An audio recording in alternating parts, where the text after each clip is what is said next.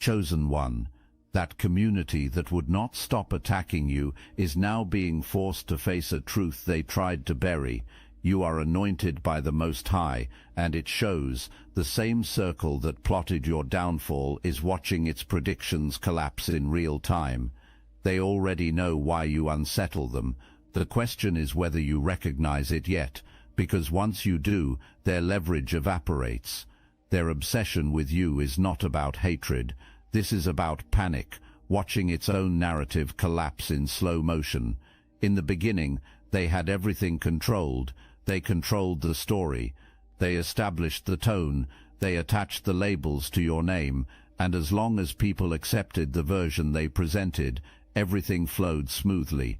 They did not need proof. The environment itself did the convincing. They maintained comfort. They rode high on confidence. They had certainty about how this would play out. But then something shifted, and it was not because you got louder or fought harder. Time did something they did not account for. Time started revealing patterns. Your behavior did not match their accusations. Your outcomes did not support what they were saying. You kept moving forward in a way that contradicted everything they said about who you were supposed to be. And that is when you could see the shift from confidence to panic. The attacks became repetitive. Notice how they stopped bringing new information and started recycling the same old claims. That is not strategy. That is desperation. When a story is solid, it does not need constant reinforcement. Truth speaks once and stands forever. Lies need maintenance. Lies need to be repeated until people stop questioning them. What you are witnessing is a maintenance crew working overtime on a narrative that is falling apart. What really shook them to the core was this reality. You did not even defend yourself the way they expected. You did not spiral into explanations. You did not beg for understanding. You did not perform the breakdown they were counting on. Your consistency did all the talking. While they kept explaining who you were, your life kept demonstrating who you were not. That gap between their words and your reality created pressure, and pressure always exposes true motives. The goal stopped being about truth and became purely about control. They were no longer protecting the community. They were protecting the comfort that came from believing they had power over your narrative. You outlasted the emotional window they were banking on. Most attacks operate on a fatigue model. Keep pushing until the person reacts, collapses, or confirms the narrative through sheer exhaustion. When that did not happen with you, they did not know what to do. People who expect an explosion do not have a playbook for restraint, so the volume increased, not because it was working, but because it was the only card left in their hand. Your endurance did not just survive the attacks. Your endurance completely destroyed the theory they built about you. And this is where the power dynamics flip entirely. From day one, they were not just watching you. They were running an experiment on you. Every reaction, every pause, every misstep was being catalogued. They were building a psychological profile, predicting exactly how you would break under pressure. They had the whole thing mapped out. Maybe you would explode in anger and prove you were unstable. Maybe you would beg for mercy and prove you were weak. Maybe you would turn bitter and prove you were the problem all along. This was not guesswork. This was based on pattern recognition from watching others fold. You were supposed to follow the same script everyone else did. The script always works, until it does not. Your endurance broke their algorithm. You kept showing up whole when you were supposed to be in pieces. You maintained composure when you were supposed to be coming apart. The pressure was supposed to expose your flaws. Instead, it revealed their assumptions were built on fiction. And once endurance enters the equation, all their excuses evaporate. You did not win by being louder or fighting harder. You won by outlasting the framework they tried to trap you in. That is a type of victory they have no defense against. Time became your ally. Anyone can fake strength for a short period, but very few people can remain steady through extended periods of being misunderstood, targeted, whispered about, lied on, and systematically excluded. That kind of endurance exposes what is authentic, and what became crystal clear is this reality. The version of you they predicted never showed up. No meltdown, no public breakdown, no behavior matching their descriptions, and that forced them into a corner they cannot escape. They could not claim they were reacting to your actions when your actions remained measured. So what did they do? They shifted the target. Now your calm is suspicious, your restraint is calculated, your peace is fake, your growth is manipulation. When they could not attack your behavior, they started attacking your survival itself. And that is how you know the theory collapsed. Endurance became the enemy because endurance exposed the lie. Your presence exposes the hidden hierarchies their power was built on. Some environments run on invisible rules. Who gets grace? Who gets protected? Who gets questioned? As long as everyone plays the assigned role, the system feels stable.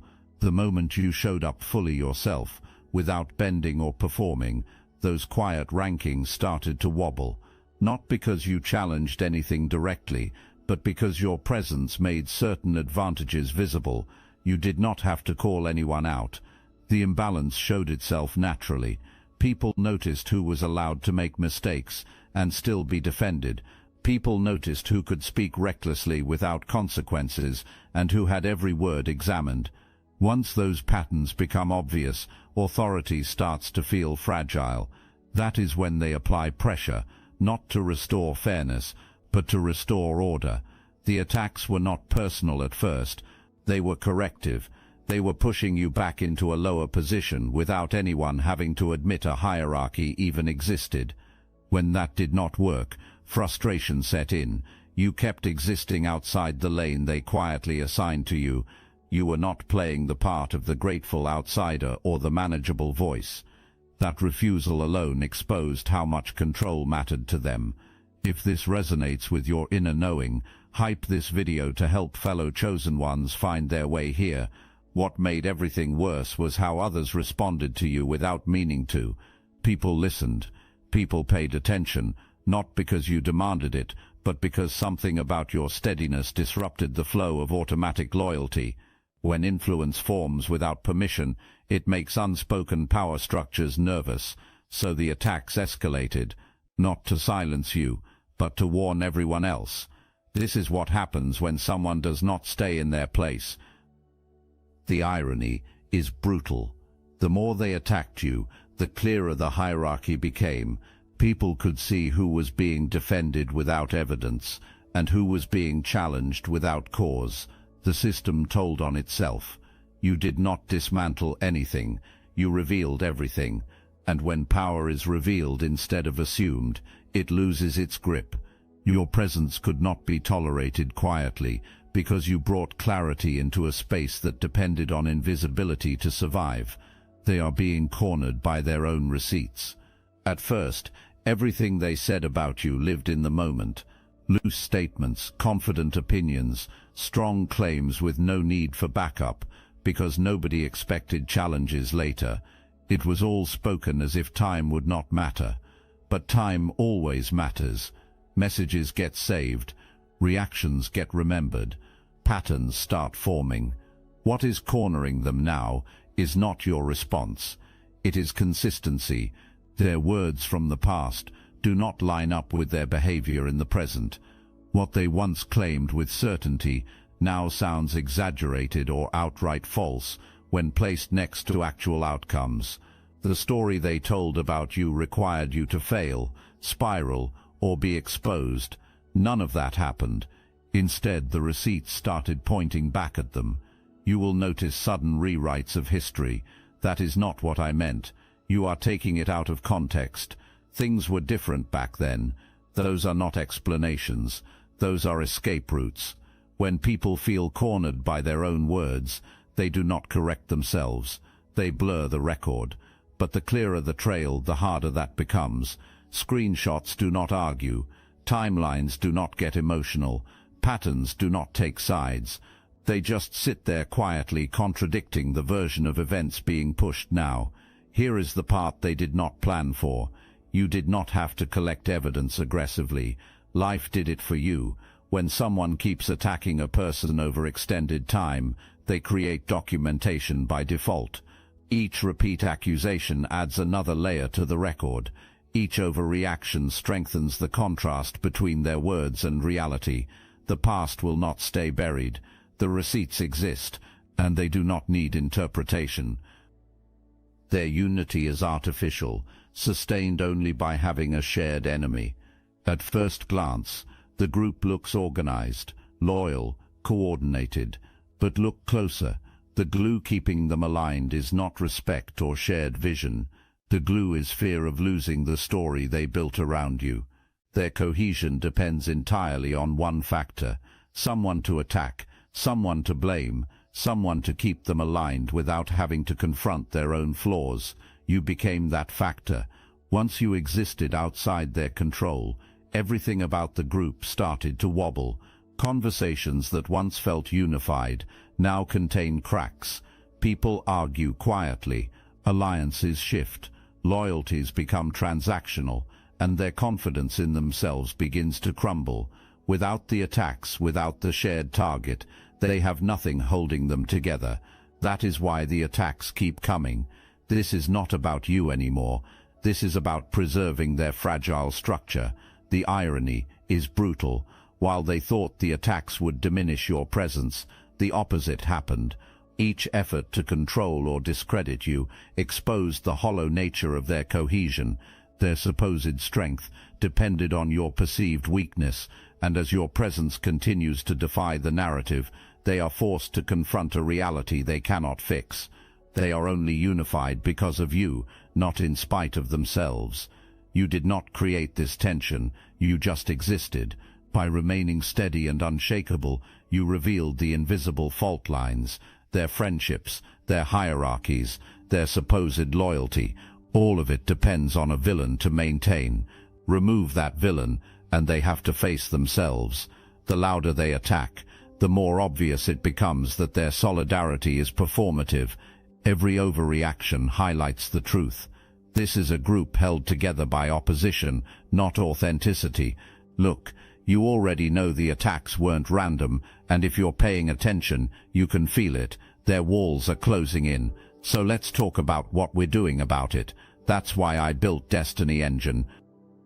It generates personalized sequences that help you rewire betrayal into transcendence, turn isolation into sacred power, and transform their downfall into your rise.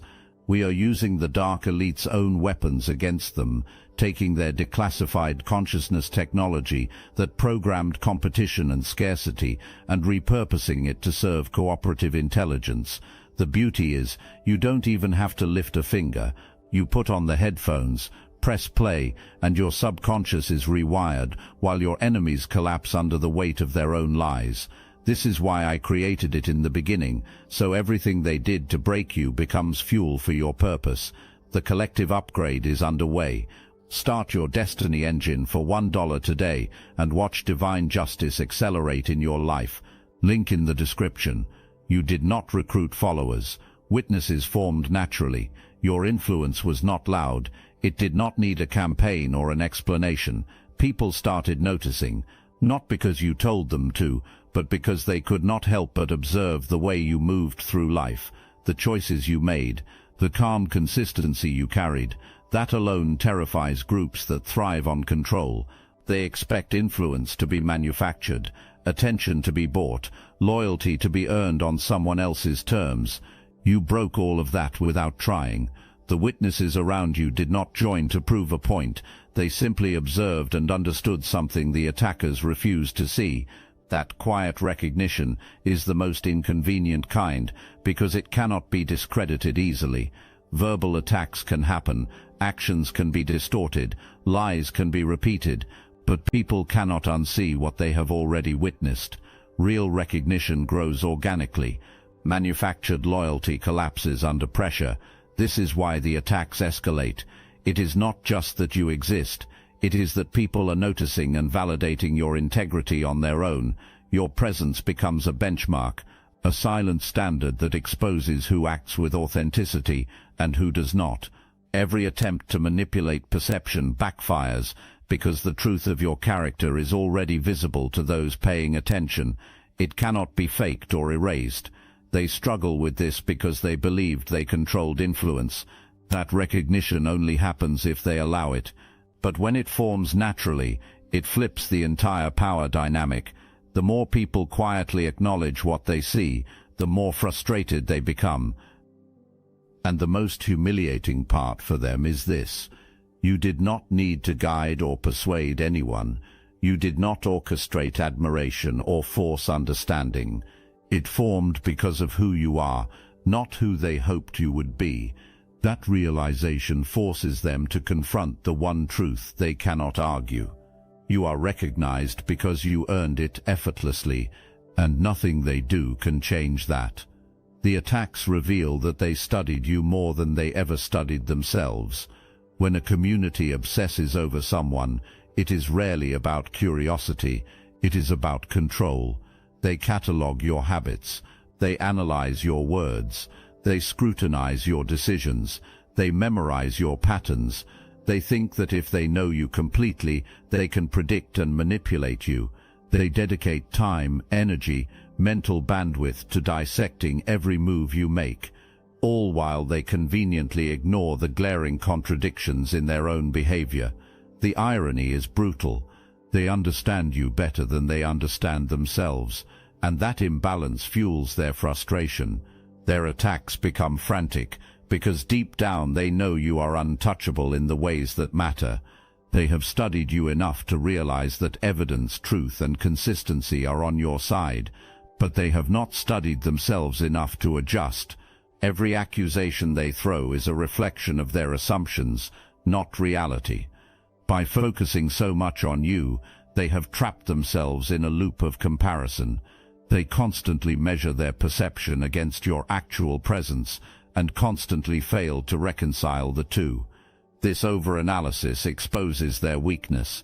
The more they monitor, the more obvious their obsession becomes. They try to predict your reactions, but you rarely react the way they anticipate, and that unpredictability shakes the foundation they rely on. They expect control because they studied patterns, but studying someone does not equal understanding them. Meanwhile, they remain blind to their own hypocrisy. They have not examined their motives or insecurities with the same intensity they use on you. What the attacks reveal most clearly is this reality. The obsession is not about you being a threat. It is about them confronting the fact that they have invested more effort into dissecting your life than understanding their own. That realization terrifies them, because it means all their strategies and narratives crumble when placed against the simple fact that they are acting out of fixation, not wisdom. They are being forced to admit you outgrew the role they assigned you. From the very beginning, they imagined you fitting into a carefully constructed box. They decided how you should behave, how far you could rise, how much influence you could wield. Every boundary they drew was meant to keep you predictable, contained, manageable, but you did not stay inside that box. You grew beyond it in ways they could neither anticipate nor control. Your growth is not flashy or performative. It is steady, undeniable, natural. Every achievement, every calm response, every quiet display of integrity slowly dismantled the expectations they held. And that is what makes them furious. They did not just want you limited, they wanted to define your limits. By refusing to conform, you forced them into a moment of brutal honesty. The narrative they had written about you no longer applied. The role they assigned did not exist anymore. This revelation is unbearable for a group that thrives on certainty. Their attacks intensify, not because they are exposing flaws in you, but because they are trying desperately to pull you back into the framework they created. Every insult, every rumor, every attempt at manipulation is a signal that they are wrestling with the truth. They are powerless to dictate your trajectory. They expected compliance, but instead they were confronted with independence. the kind of independence that highlights their own dependency on control. Outgrowing the role also exposes their assumptions to anyone paying attention. Observers see the contrast between what they tried to enforce and who you actually are. It is impossible to hide when someone consistently surpasses expectations and operates from a place of authenticity. Ultimately, you did not just outgrow a role, you outgrew their capacity to understand you. And when people are forced to admit that someone has moved beyond the limitations they imposed, it is disorienting, humiliating, and infuriating. Your growth became undeniable proof that control never belonged to them. The attacks are attempts to provoke a version of you that no longer exists. The people attacking you are not responding to who you are now. They are reacting to who they thought you would be or who they hoped you would become under pressure. They have built a mental version of you, one that would crumble, panic, lash out, or confirm every accusation. Their attacks are carefully designed to provoke that reaction. Every insult, every manipulation, every rumor is a trap meant to catch the version of you that exists only in their imagination. The problem for them is that version does not exist anymore. You have changed, evolved, adapted in ways that make their old strategies useless. You respond with steadiness where they expect chaos.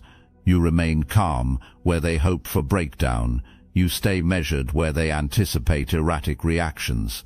Each attack lands on an empty target because the person they think they know was never real. The version they are trying to provoke has been replaced by someone far stronger, far more aware, far less manipulable. That is what drives their frustration. They are fighting a ghost, yet they cannot let go. The attacks continue because giving up would require admitting that their assumptions were wrong, and that is something their pride cannot allow. Meanwhile, every time they fail to provoke you, the gap between expectation and reality becomes more obvious. Observers begin to notice. The community sees that their tactics are ineffective, that the chaos they promised is not materializing, and that the calm individual they tried to control is thriving despite their efforts. By attacking a version of you that no longer exists, they are revealing their weakness more than yours. The more they attempt to provoke a reaction, the more apparent it becomes that their power was never real, and that the real you cannot be bent, manipulated, or broken by the outdated strategies they cling to. They are being forced to confront the fact that you never needed their approval to remain intact. From the very beginning, their attacks were designed to break you, to make you question yourself, to force dependence on their judgment or validation. They assumed that constant criticism and pressure would make you crumble, or at least conform to the image they wanted for you. But you did not play by their rules. You stayed whole, steady, unshaken, completely independent of their validation. That reality terrifies them. They spent so much time thinking their judgment mattered. Their opinions shaped outcomes. Their approval could define you. Every calculated attack was meant to remind you of your place within their story. When that did not work, every action they took became louder, more aggressive, more frantic. The louder they screamed, the clearer it became that your stability never depended on them. They were not confronting weakness, they were confronting autonomy. And it is impossible to bully someone who does not need you to survive. The frustration shows itself in how predictable their attacks become. When someone depends on your approval, a single attack is enough. But when someone does not, every tactic fails, forcing them to recycle the same strategies. Their obsession grows because they are witnessing something they cannot control. A person thriving without ever needing permission or consent from the very voices trying to tear them down. Your independence also forces them to look in the mirror. Their belief that they held power is exposed as false. They realize that every attempt to define or shape you has failed. They attack to assert control, but the truth is in your presence, calm, intact, unshakable. And that is the final proof that you were never dependent on their approval.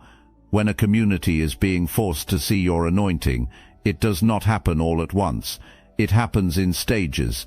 and each stage brings a different kind of resistance, a different kind of revelation, and a different kind of confirmation. The first stage was denial. They convinced themselves that what they were seeing was not real. Your composure was fake. Your peace was an act. Your growth was temporary. They kept waiting for the mask to slip, for the real you to show up and validate everything they believed. But that day never came, and the longer they waited, the more unstable their denial became. The second stage was rationalization. When they could not deny what they were seeing anymore, they started making excuses for it. Maybe you got lucky. Maybe you had help they did not know about. Maybe the timing just worked in your favor. Anything to avoid admitting that their assessment of you was fundamentally wrong. But rationalization only works until the pattern becomes undeniable, and your pattern of consistency, growth, and integrity became impossible to explain away. The third stage is where most of them are right now: forced acknowledgement. This is the most uncomfortable stage for them because it requires them to hold two contradictory truths at the same time. They know you are anointed. They can see the evidence. They can feel the shift. But they are not ready to say it out loud, because saying it out loud means admitting everything they built their identity around was false. So they are stuck in this painful middle ground, attacking you publicly while privately wrestling with the reality that nothing they do makes a difference, spreading rumors while secretly watching to see if those rumors affect your trajectory. They already know the answer, but they keep testing anyway, hoping that maybe this time will be different. The Most High did not just protect you through this season. The Most High positioned you in this season because your anointing needed opposition to be fully revealed. Not to you. You already knew you were called. But to everyone watching, the attacks were not designed to destroy you. They were designed to document you. Every assault became evidence. Every lie became testimony. Every attempt to diminish you became proof of what they were actually dealing with. Think about the precision of this. They could have ignored you. They could have moved on. They could have let you exist in peace, but something would not let them. Something kept pulling their attention back to you. Something kept making them obsess over your every move. That was not their choice. That was divine orchestration. They were being compelled to create the very evidence that would confirm what they were trying to deny. Every meeting they held about you became a recorded testimony of your significance. Every conversation where they analyzed your actions became documentation of your influence. Every moment they spent trying to figure you out became proof that you operate on a level they do not have access to. They thought they were investigating a problem. They were actually chronicling a calling. And the beautiful part, they cannot stop now, even if they wanted to, because stopping would create a different kind of problem for them. If they suddenly went silent about you, people would ask why. What changed? What did they discover? What are they not saying? The silence would be louder than the attacks ever were. So they are trapped in a cycle of their own creation, forced to keep providing evidence for the very thing they are trying to disprove. Every attack they launch releases a blessing they cannot block. Every lie they tell activates a truth they cannot suppress. Every door they try to close opens two more they do not even know about. Because when you are anointed by the Most High, opposition does not subtract from your assignment, it multiplies it. They are literally working for your promotion without knowing it. Every time they say your name in a meeting, they are spreading your influence. Every time they warn someone about you, they are creating curiosity. Every time they try to isolate you, they are positioning you for divine connections that would not have happened otherwise. Their resistance is your advertisement. Their rejection is your redirection. Their attacks are your announcements. You are entering a season where your anointing precedes you, where doors open before you knock, where favor finds you before you seek it, where recognition comes without you pursuing it, because the Most High is shifting you from the season of testing to the season of manifestation. Everything that was proven in private is about to be demonstrated in public. Everything that was developed in obscurity is about to be deployed in visibility, and the same community that attacked you is going to watch this unfold. They are going to see opportunities come to you that they thought they controlled. They are going to see influence develop around you that they thought they could prevent. They are going to see resources flow to you that they thought they could block. And every single thing they witness is going to be another forced acknowledgement that you were never who they said you were. This is why the attacks are intensifying for some of you right now, not because you are doing something wrong, but because you are about to break through into something they cannot ignore. The enemy always fights hardest right before a major shift. Opposition always gets loudest right before significant elevation. If you are experiencing increased resistance right now, that is not a sign you are off track. That is confirmation you are right on schedule. The attacks are not about stopping you anymore. They cannot stop you. That ship has sailed. The attacks now are about discrediting you before your next level becomes visible. They are trying to plant seeds of doubt in people's minds so that when your promotion comes, it will not have the full impact it is supposed to have. They are trying to create questions about your character now so that when your calling is revealed, people will hesitate to fully embrace it. The anointing does not work that way. When the Most High promotes someone, the promotion carries its own validation. The elevation comes with its own evidence. The breakthrough brings its own proof. They can plant all the seeds they want. When harvest time comes, those seeds will not have any root, because they were planted in lies, and lies cannot sustain life. What is actually happening is this. Every attack is separating the people who are supposed to be with you in the next season from the people who needed to stay in the last one. Every lie is revealing who is discerning enough to see through deception, and who is comfortable believing whatever confirms their bias. Every assault is dividing the witnesses from the participants, the observers from the attackers, the wise from the foolish. The community that will not stop attacking you is being forced to see you are anointed by the Most High. Not because you told them, but because reality showed them. Not because you defended yourself, but because your life defended you. Not because you fought for recognition, but because recognition found you anyway. And now they have to live with the truth they tried so hard to suppress.